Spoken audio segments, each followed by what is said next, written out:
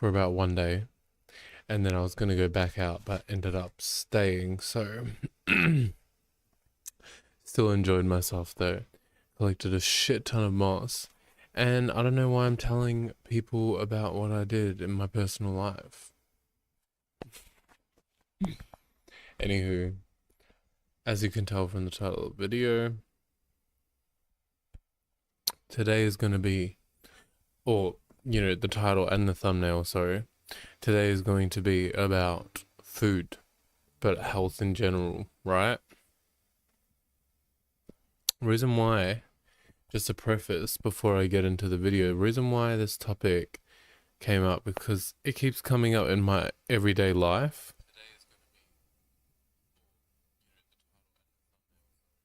Oh, connection looks good, everything looks good, that's cool. So, keeps coming up in my everyday life, specifically in relation to how my diet's changed over the years.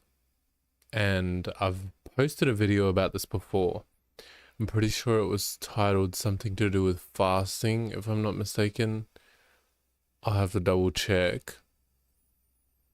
But I was talking about how I cut off eating yeast and how that's affected my health and so on and so forth. So this is kind of like, if you want a little bit more backstory, you'd be able to go to that video. It's not necessary though, because I'll still explain this video in a way in which you can understand without the preface of the yeast conversation, right?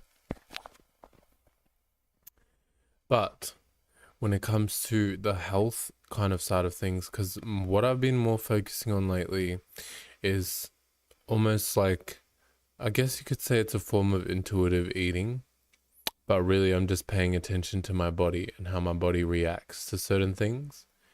So especially when it comes to, because energy is food, right? Food is energy, sorry, not energy is food. Food is energy. So in order to eat, you're obviously replenishing some energy that you may feel like you've lost. So when it comes to foods that I eat, I like to stick to foods that actually make me feel replenished rather than foods that make me feel tired, because that's taking away energy, right? So that's kind of counterproductive against what I'm actually trying to achieve, which is, feed myself to nourish my body and give my body energy. So if food is taking away energy, I'd rather not eat whatever food that was, as little as possible, depending how bad it is. Like if it's just a little bit of tiredness, I won't mind eating it like once or twice a week. If I'm feeling severely tired, I would rather limit myself. It's severe, honestly, I would rather limit myself to not having it at all. Like I remember last time I had some cereal. It was Wheat Bix and porridge or oats or whatever the fuck you want to call it. Who gives a shit? And after that, I was actually feeling very severely tired. So that played out to me, and I was like, okay, let me not eat that for a while, if ever. If I can really avoid it, I'm ideally not gonna want to eat that ever. But I'm still not 100% sure whether it was the Wheat Bix or the oats. Either way, you get the idea. Pay attention to your body. Listen, if you feel tired, don't eat. If you feel energized, eat. Like that's the kind of mentality and the kind of way I've been going about it. And ever since I've been doing that, I've noticed a lot of the rigid rules of what people consider to be health. And I'm not encouraging someone to go out here and eat all the unhealthy foods in the world. But a lot of the things that people consider to be healthy or unhealthy have actually kind of been put on their ass when it comes to my own perspectives and my own experiences based on how my body is reacting, especially sugar. Because sugar is one of the biggest things that is very much demonized as the health killer, the absolute ter- terror when it comes to health, without actually realizing our bodies actually survive and feed off of glucose. So it makes very little sense that it would be a health killer if that's our main energy source of our body. And then also, when I eat a lot of sugary things, not a lot like all in one go, but when I eat like majority of sugary things, obviously barring a lot of heavily processed type shit, it's usually making me feel energized. It's actually making me feel a lot better than a lot of other foods that are considered healthy, right? Like I know consider people these days, a lot of people on that sourdough kind of craze. I did try some sourdough. Mind you, I didn't make it at home from scratch, and I don't really have any interest in doing so because of the yeast, right? I don't care if it's natural yeast or wild yeast or whatever the fuck you want to sugarcoat it and make it look pretty. To me, it's just no. It's a big fuck no. Just based on my experiences with yeast and how my body reacts to it, it's a lot more than severe tiredness, I'll tell you that much. So, when it comes to sugar and other foods that I've eaten, like I was just saying, sourdough, you know, sourdough itself is considered a healthier food. Probably a lot of people would say a piece of sourdough is a lot healthier than having a cup of coffee with sugar in it. But honestly, I notice a lot more negative examples from my body's reaction from the sourdough or just bread in general rather than the sugar itself. And that goes into many different areas.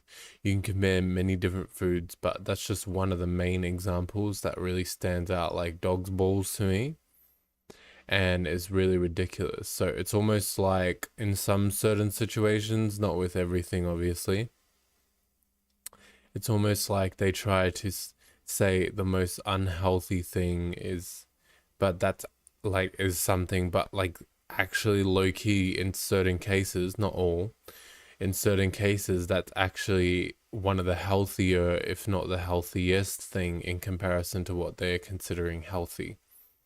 Barring, just your natural shit like fruits, veggies, meat, which a lot of shit is tampered with now, even then.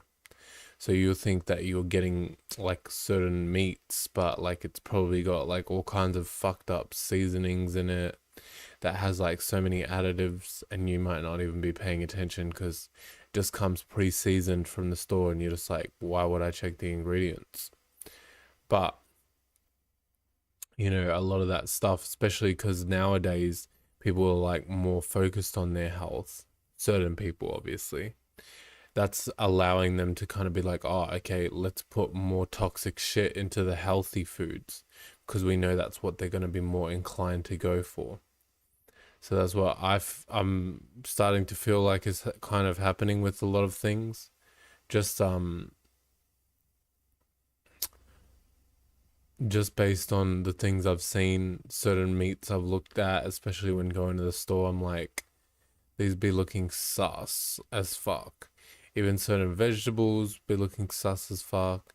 And I'm not saying just go out there and fucking completely don't trust anything in the store. Again, I think I'm a strong believer in using your intuition.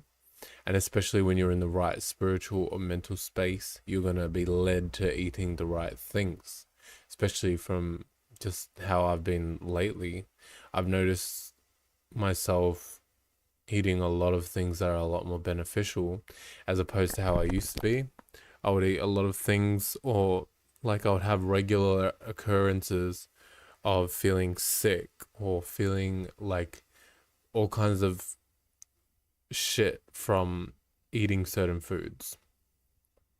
Nowadays, I don't really experience that much, so I can only chalk it up to my mental and spiritual space because there's even certain foods like that I've eaten that I would have gotten sick from at certain points. It's the same way, like, how you can eat the same exact thing, but you might get sick from it one day and you might feel fine from it another day.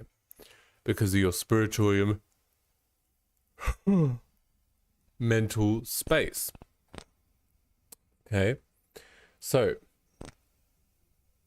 just some food for thought. If anyone else has any comments or any kind of things to add on to the conversation, I also love to hear that.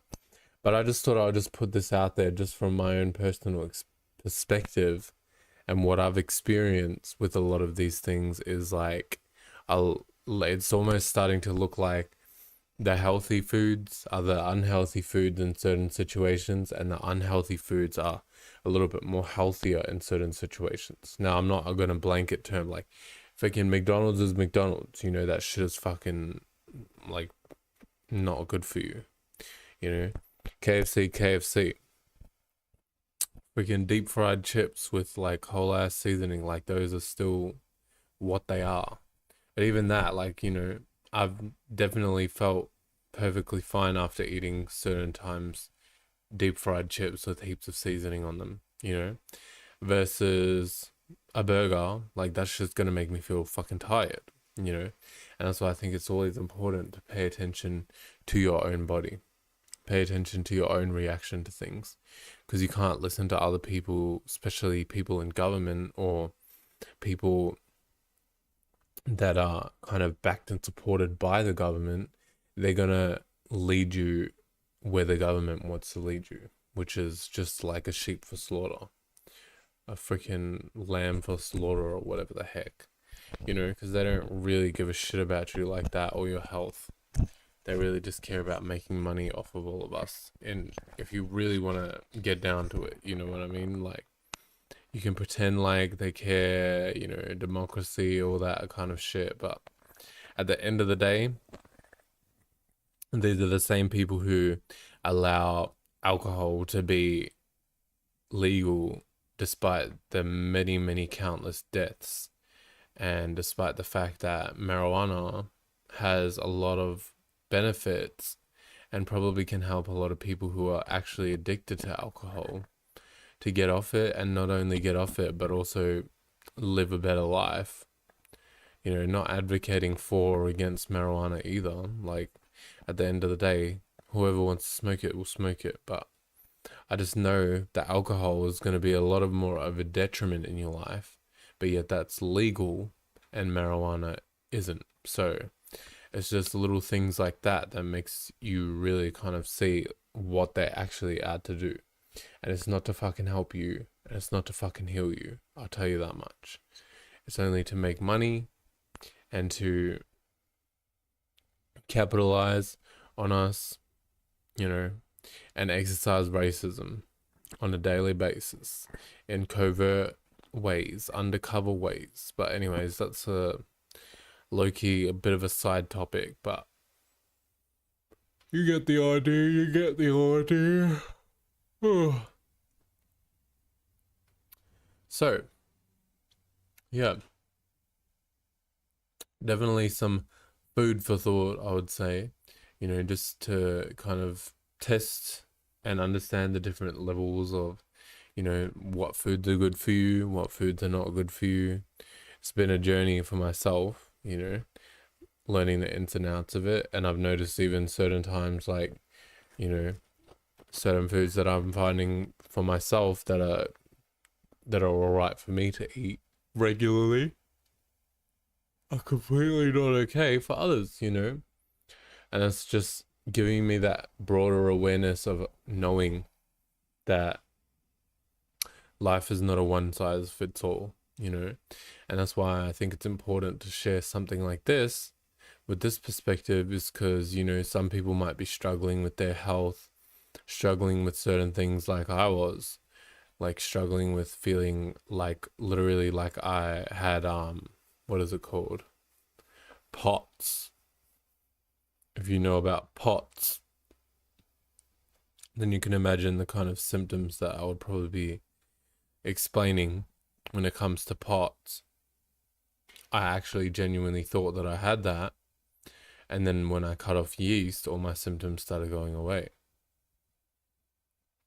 Still though, it's just important to kind of be mindful of too for myself, because I also know that symptoms can come and go with POTS. So, but ever since I've actually cut off yeast and I've been doing this whole intuitive eating thing, I haven't had any POTS symptoms unless I've eaten yeast, in which case then all the symptoms actually start to flood and rush back.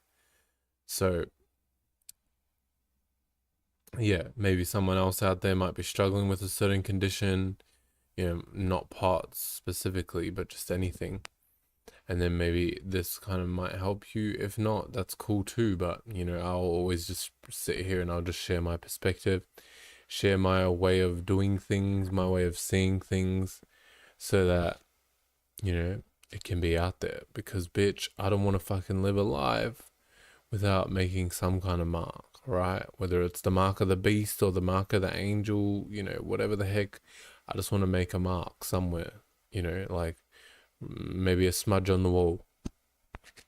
That might be cute. But yeah, I'll see you guys for the next video. I think I'll leave it at that. Nice, short, and sweet, and concise, and precise, and to dice. Okay? And I'll see you guys for the next video. Please. Oh, why do I do that? I keep thinking the camera's like that way. No, the camera's this way. Please.